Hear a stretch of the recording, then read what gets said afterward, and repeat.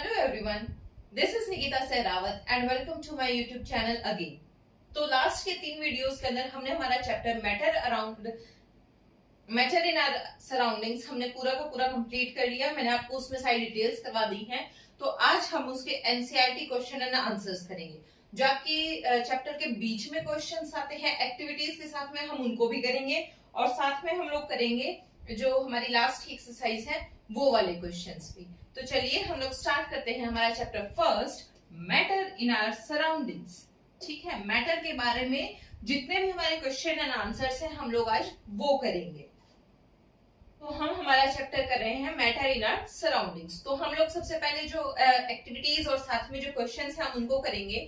तो page number 3 पर देखिए, जो आपका सबसे पहला क्वेश्चन है, which of the following are matter, कि मैटर कौन से हमें वो डिस्क्राइब करने हैं। आपको कुछ एक वर्ड्स दिए गए हैं, जैसे चेयर। क्या चेयर मैटर है? सबसे पहले जो हमारा मैटर होता है वो क्या होता है? मैटर की डेफिनेशन ही क्या है? Anything that occupies space and has मास। क्या है? Anything occupies space and have मास। वो हमारा क्या होता है? मैटर होता है। तो अब हम इस डेफिनेशन के अकॉर्डिंग चलें कि कौन सी चीज हमारी मैटर है और कौन सी नहीं है। सबसे पहला है चेयर।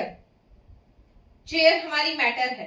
हमें पता है कैसे मैटर है, क्योंकि वो एक स्पेस ऑक्यूपाई कर रही है। ठीक है, कोई जगह घेर रही है और उसका मास भी है, तो चेयर हमारी क्या हो गई? मैटर। सेकंड क्या है? एयर। एयर क्या है हमारी?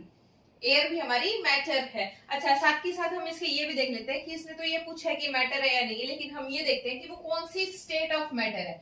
ठीक है, हम लोग ये भी देखते हुए चलते हैं। ओके, चेयर है वो हमारी कौन सी स्टेट है मैटर की? सॉलिड स्टेट है। एयर जो है वो कौन सी स्टेट है हमारी मैटर की? वो है हमारा गैसियस स्टेट में। ठीक है। थर्ड है लव। लव जो है हमारा, क्या वो एक मैटर है? यहाँ पर हमारे जो क्वेश्चन है वो राइज करता है कि लव, जो हम प्यार करते हैं, क्या वो एक मैटर है? फीलिंग है लव। लव क्या हमारी फीलिंग है ना? तो क्या वो कोई स्पेस ऑक्यूपाई कर रही है? हम उसको देख सकते हैं, उसका कोई मास है? नहीं है ना। तो क्या है? लव क्या है? सिर्फ और सिर्फ एक फीलिंग है, तो हम उसको मैटर नहीं बोल सकते, क्योंकि according to the definition anything that occupies space and have mass is called a matter. Okay, लेकिन जो हमारा लव है वो क्या कोई स्पेस ऑक्यूपाई कर रहा है? नहीं कर रहा, उसका कोई मास भी नहीं है। वो सिर्फ एक क्या है? फीलिंग है, इसलिए हम उसको मैटर कंसीडर नहीं कर सकते। उसके बाद है स्मेल। क्या स्मेल एक मैटर है? क्या स्मेल एक मैटर है? बिल्कुल है। क्यों? क्योंकि स्मेल क्या है? एयर ही तो है, हम उसको महसूस कर सकते हैं ना। लव के बारे में हम ऐसे बोल सकते हैं कि वो सिर्फ एक फीलिंग है, हम उसको दिल में महसूस कर सकते हैं। जो हमारी 5 सेंसेस हैं, हम उनसे उसको ऑब्जर्व नहीं कर सकते, हम उसको उनसे फील नहीं कर सकते। ठीक है, लेकिन जो स्मेल है वो एक तरह की गैस है ना। उसको हम हमारी थ्रू नोज ऑब्जर्व कर सकते हैं, थ्रू नोज हम उसको एक्सपीरियंस कर सकते हैं। तो जो स्मेल है वो हमारी मैटर है और वो गैसियस स्टेट की मैटर है। ठीक है, उसके बाद आ जाता है हेट। क्या हेट हमारा मैटर है? नहीं। जैसे लव फीलिंग है वैसे ही हेट भी हमारी फीलिंग है। आमंड्स यानी बादाम, क्या बादाम मैटर है? बिल्कुल है। क्यों? क्योंकि बादाम जो है वो स्पेस ऑक्यूपाई कर और उनका कुछ मास भी होता है, और वो किस टाइप का मैटर है? वो सॉलिड स्टेट का मैटर है। ठीक है। थॉट, जो हम विचार करते हैं, क्या वो मैटर है? नहीं, वो कोई मैटर नहीं है। कोल्ड, जो हमारी ठंड है, वो क्या मैटर है? नहीं है। गर्मी, सर्दी, ये चीज हम महसूस करते हैं, लेकिन वो मैटर नहीं है, क्योंकि सर्दी क्या है? कहाँ है सर्दी? कौन सी चीज सर्दी है?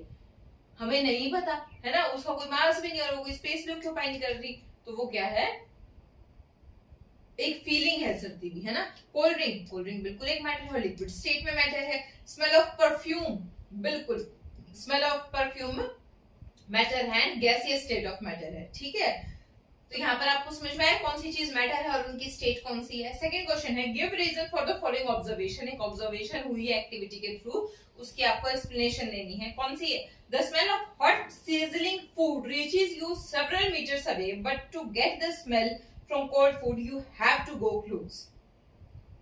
वही चीज है जो मैंने आपको डिफ्यूजन के टाइम पर बताई थी, सिंपल सा लॉजिक है इसका डिफ्यूजन, कि जब कोई भी आप अंदर करते हो, मैंने आपको छोले वाला एग्जांपल दिया था, आप घर में एंटर करते हो, आपको पता लग जाता है अच्छा आज तो मम्मा ने छोले बनाए हैं। कैसे पता लगता है कि वो छोले बनाए हैं? क्योंकि वो छोले की स्मेल आप तक आ जाती है, वो गरम गरम जब बन रहे होते हैं, है ना। लेकिन जब कोई चीज ठंडी हो जाती है तो आपको उसके पास जाना पड़ता है उसको स्मेल करने के लिए, वो स्मेल आप तक इतनी दूर तक नहीं आती है।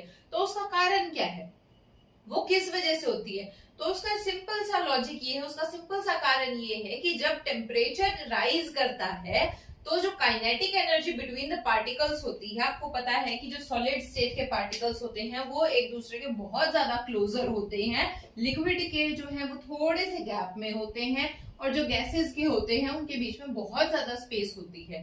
तो जब स्पेस है तो उनके पास मूवमेंट के लिए जगह है। ये तो पार्टिकल है, ये दोनों मूव कर सकते हैं इतनी जगह में, है ना, कर सकते हैं। तो जब इनका टेम्परेचर बढ़ेगा, यानी कि जब इनको हीट प्रोवाइड की जाएगी, तो जो इनकी काइनेटिक एनर्जी होगी, यानी कि जो मूवमेंट होगी वो ज्यादा होगी।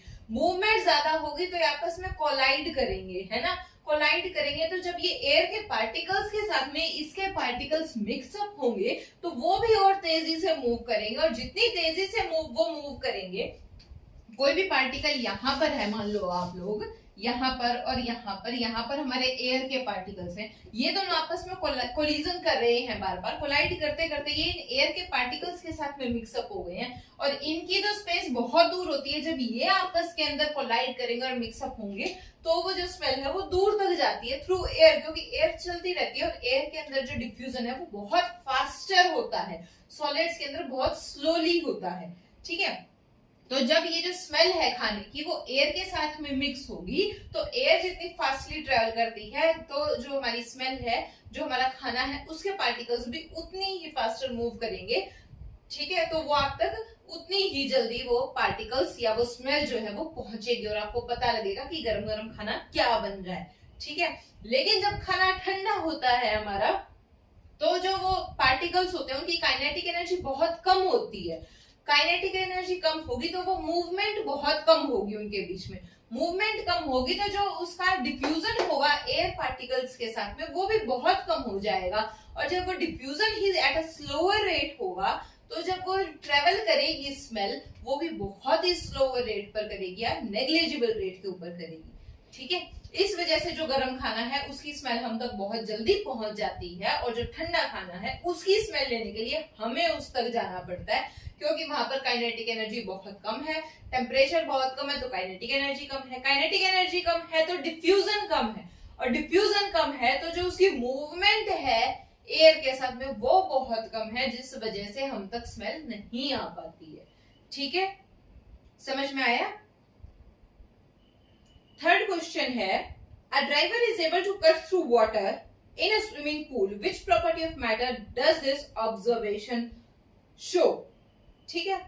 कि कोई डाइवर है, आपने देखा हो जो तैराक होते हैं स्विमिंग पूल में, वो तैराकी करते हैं, वो उस पानी को अपने हाथों से कट करते हुए आगे जाते हैं, है ना।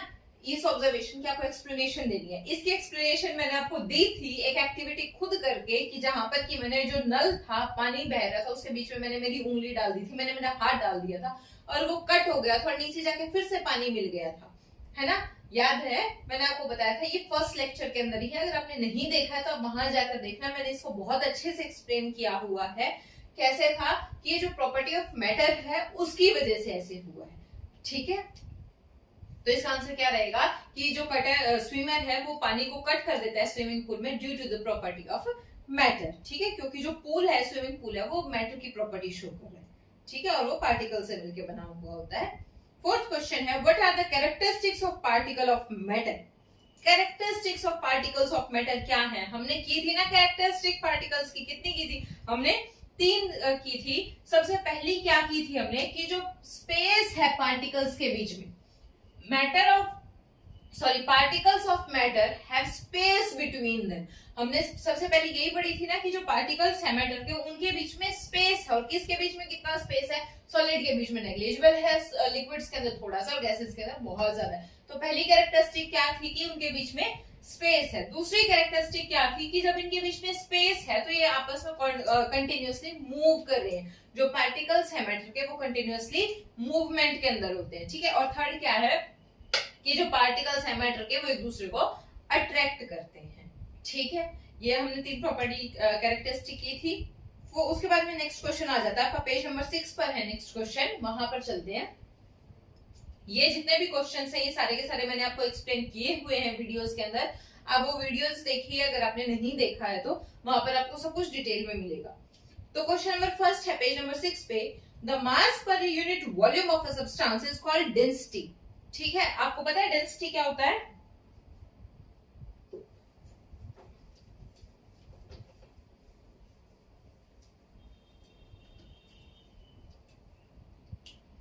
क्या बोल रहा है ये? The mass per unit volume of a substance is called density. Density है हमारा mass per unit volume of a substance. Arrange the following order in increasing density. Density increasing order के अंदर की सबसे कम किसकी है, फिर किसकी है, फिर किसकी है, ऐसे। ठीक है, हमारे पास है air, exhaust from chimney, Honey, water, chalk, cotton and iron. हमारे पास ये और हमें इनकी डेंसिटी लिखनी है विद इंक्रीजिंग ऑर्डर। तो हमारी डेंसिटी क्या होती है? Mass per unit volume. हम लोग देखेंगे सबसे कम मास किसका है और सबसे कम वॉल्यूम किसकी है। यहाँ पर अगर मास ज्यादा होगा डेंसिटी ज्यादा होगी, वॉल्यूम कम होगी तो डेंसिटी ज्यादा होगी, क्योंकि आपस में इनवर्सली प्रोपोर्शनल है। ठीक है, यहाँ पर हमारा वॉल्यूम का तो कहीं कोई चक्कर नहीं है, चक्कर है सिर्फ और सिर्फ मास का, क्योंकि वॉल्यूम किसी की नहीं दी गई है। तो जितना ज्यादा मास उतनी ज्यादा डेंसिटी। सबसे कम मास किसका होगा यहाँ पर? अगर हम देखें तो एयर का होगा, जो हमारी एयर है उसका सबसे कम मास होगा। ठीक है, उसके बाद में नेक्स्ट जो एग्जॉस्ट निकलेगा चिमनी में से, एग्जॉस्ट का वेट एयर से ज्यादा क्यों होगा? है तो वो भी हवा ही, क्योंकि जो एग्जॉस्ट होगा उसके अंदर पार्टिकल्स होंगे डिफरेंट टाइप्स के, तो जिसकी वजह से उसका जो वो जो एयर होगी एग्जॉस्ट फैन वाली चिमनी वाली, उसका वजन बढ़ जाएगा।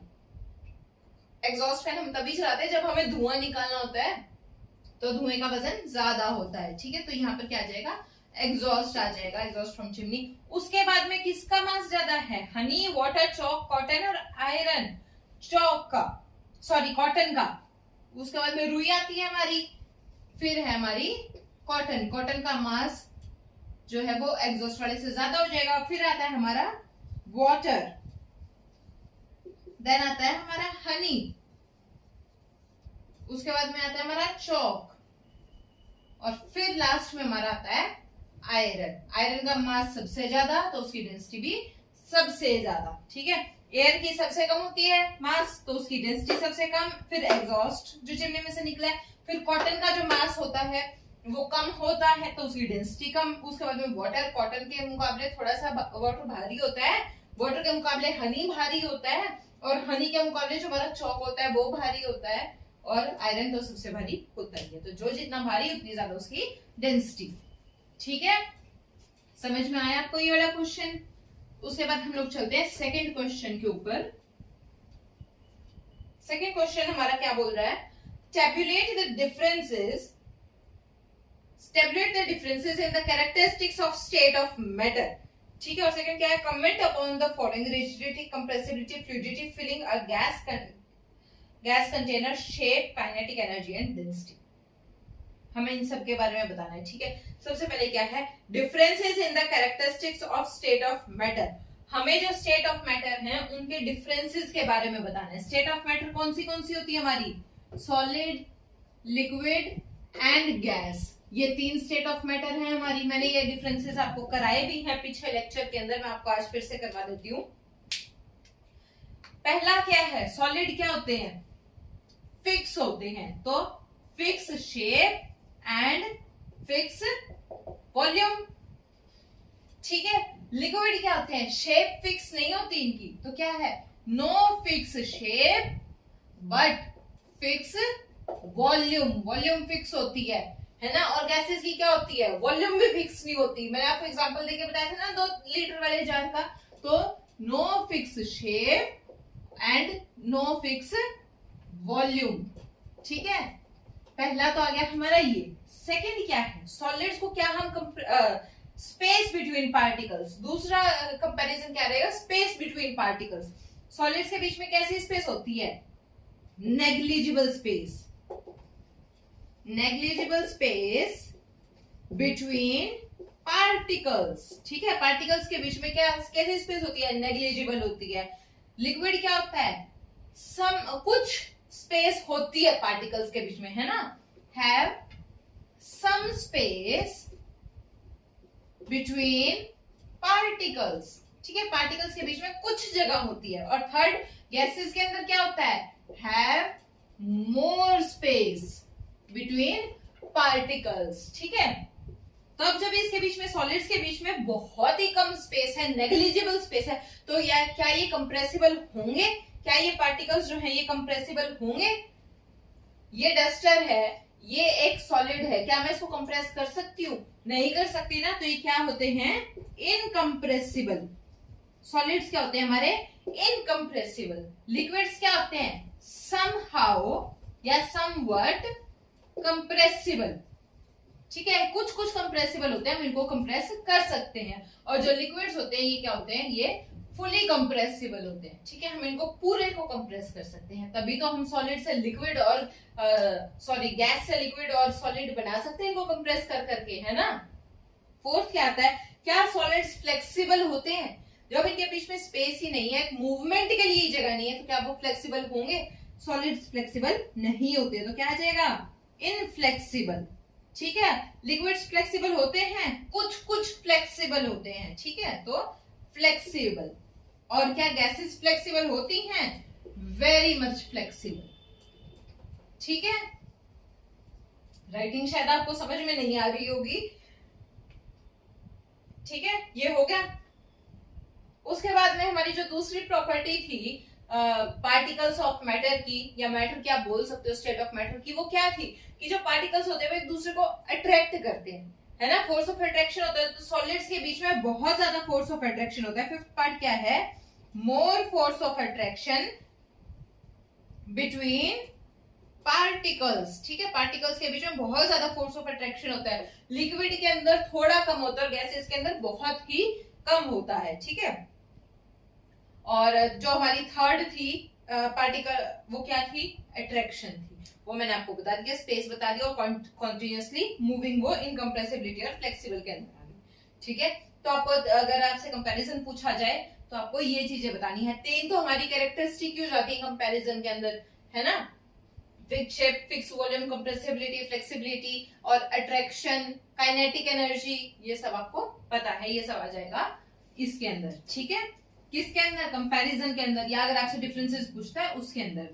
एक बात और, अगर आपको वीडियो अच्छी लगती है तो वीडियो को लाइक करा करो और आपस में शेयर किया करो और कमेंट करके जरूर बताया करो कि आपको समझ में आ रहा है या नहीं आ रहा, और चैनल को सब्सक्राइब कर लेना नेक्स्ट वीडियो के अपडेट के लिए, ताकि जो नेक्स्ट वीडियो है आपको जल्दी पता लग जाए।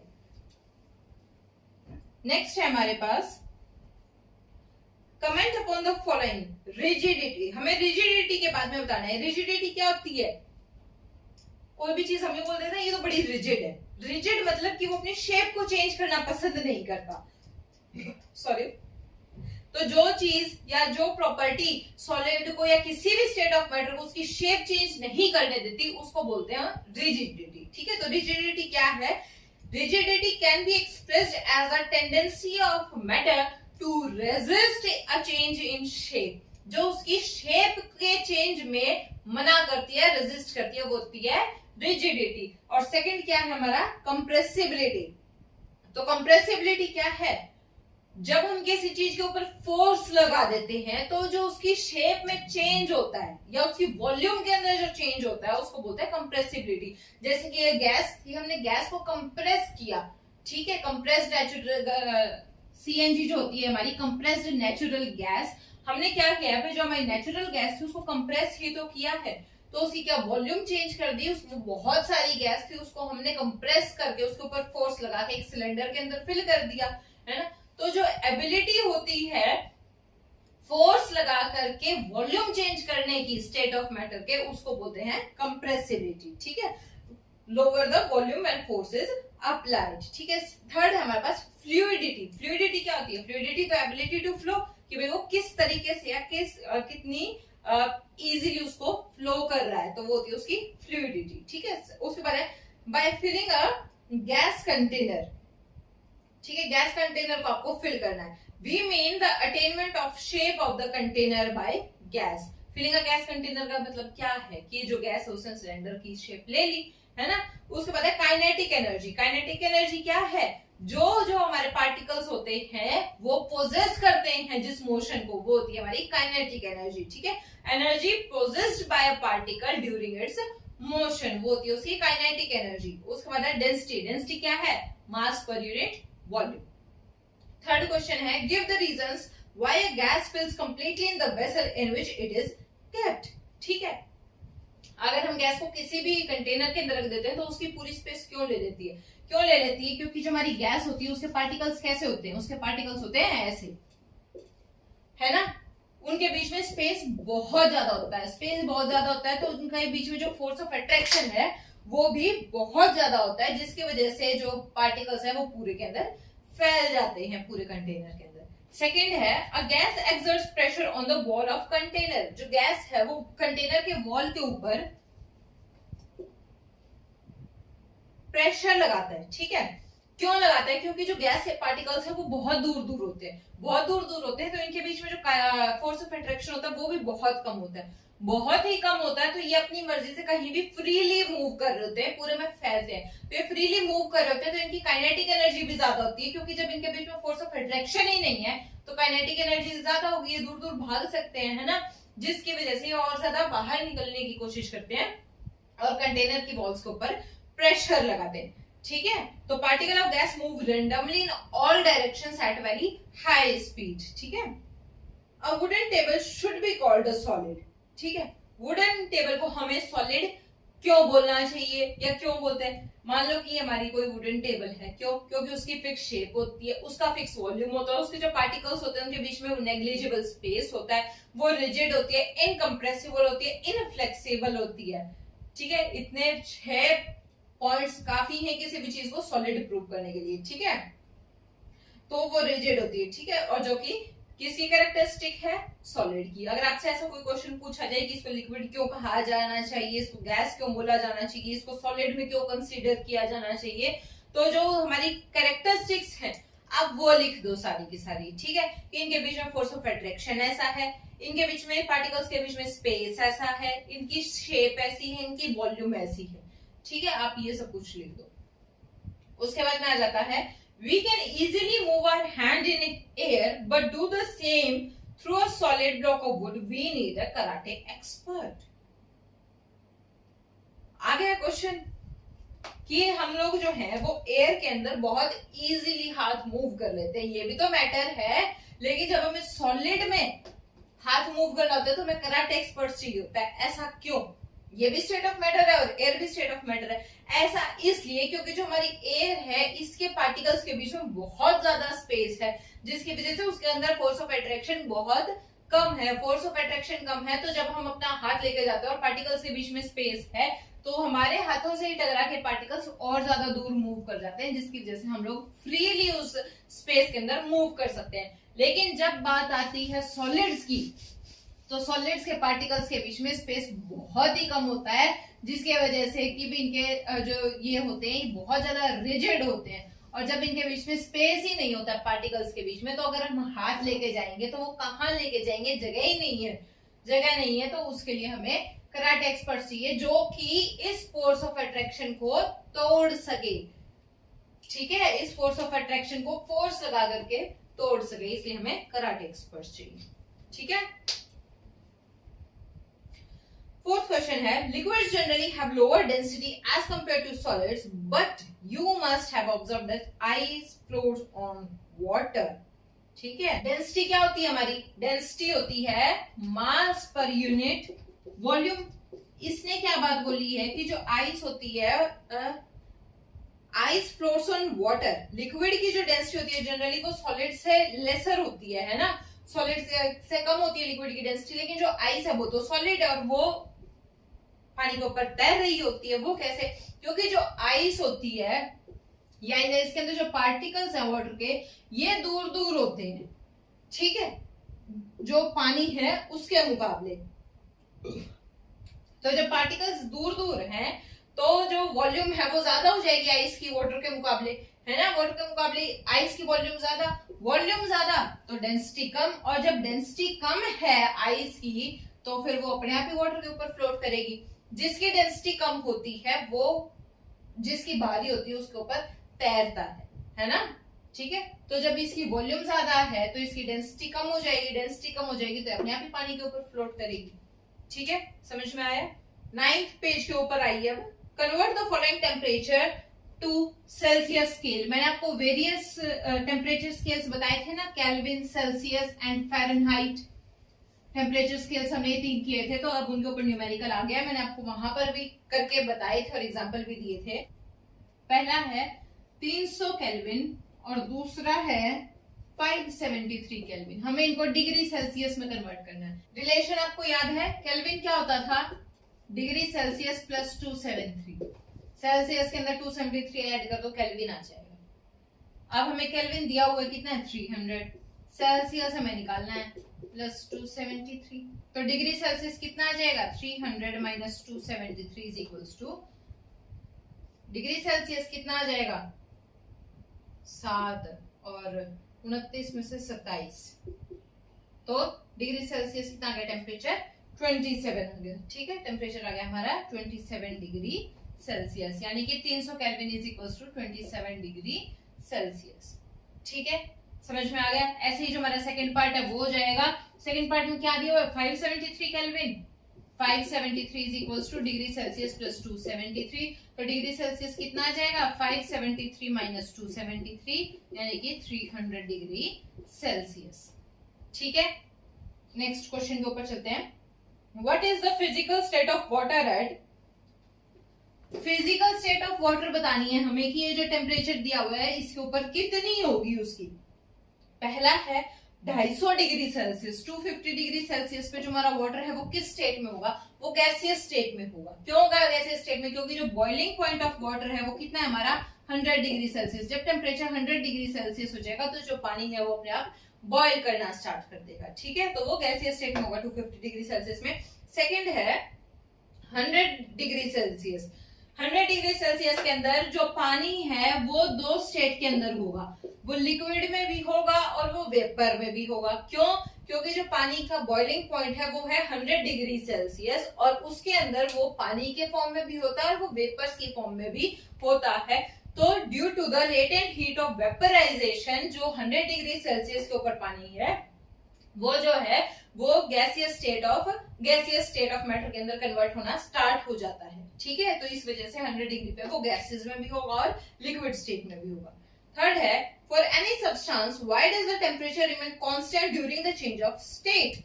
किसी भी सब्सटेंस के लिए जब स्टेट चेंज हो रही है मैटर की तो उसका टेम्परेचर कांस्टेंट क्यों रहता है। ये हमने एक्टिविटी में भी किया था कि उसका टेम्परेचर जो है कांस्टेंट क्यों रहता है। टेम्परेचर कांस्टेंट इसलिए रहता है, मान लो कि हमारा कोई बीकर है, इसके अंदर हमने लिक्विड मान लेते हैं, कोई पानी डाल रखा है और इसके नीचे हम लोग हीट दे रहे हैं। ठीक है, हीट दे रहे हैं तो जितना हम लोग इसको टेम्परेचर दे रहे हैं इसको स्टेट ऑफ मैटर इसका चेंज करना है, लिक्विड से गैस में जाना है। तो लिक्विड इसके बीच में जो पार्टिकल्स हैं उनके फोर्स को तोड़ने के लिए जो एनर्जी है हीट है ये यूज हो रही है। ठीक है, उस फोर्स को तोड़ने के लिए हम इस हीट को यूज करने लग रहे हैं, इस लेटेंट हीट को यूज कर रहे हैं। तो जो फोर्स है इन दोनों के बीच में वो कब होगा, पार्टिकल्स दूर दूर होंगे तभी तो वो स्टेट ऑफ चेंज होगी। और जब तक ये फोर्स ऑफ अट्रैक्शन बिल्कुल खत्म नहीं हो जाता या जिस स्टेट तक हमें लेके जाना है वहां तक नहीं पहुंच जाता तब तक टेम्परेचर इंक्रीज नहीं करता है।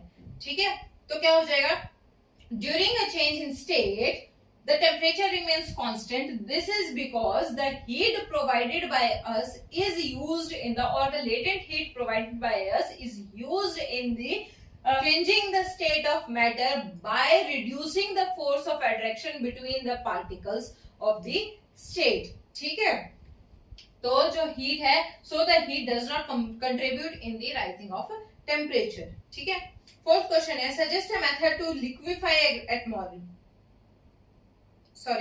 Atmospheric gas.